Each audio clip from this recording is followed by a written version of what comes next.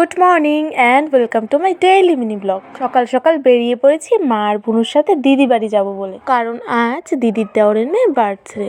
এই তো বলতে বলতে চলেও এলাম। এসেই দেখি বেশ আয়োজন শুরু হয়ে গেছে, আর দিদি এদিকে রান্নার জন্য সবজি কেটে দিচ্ছে, আমি একটু হেল্প করে দিলাম ওদেরকে। সন্ধেবেলায় সবাইকে একটু টুকটাক সাজিয়ে দিয়ে আমি রেডি হয়ে নিলাম।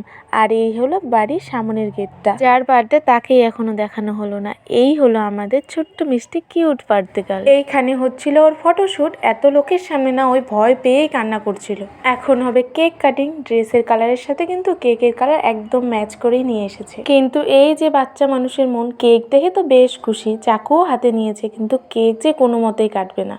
অনেকক্ষণ কান্নাকাটি করার পর ফাইনাল কেকটা কাটা হলো। এইখানে এত লোক হয়েছিল, আমি সেই থেকে দাঁড়িয়েছি কিছু ফটো ভিডিও তুলবো বলে, কিন্তু সেরকম কোনো চান্সই পাচ্ছিলাম না। আর এর মধ্যে আমার বড় চলে এলো, তারপরেই আমরা খেতে বসেছি। Bye, thanks for watching.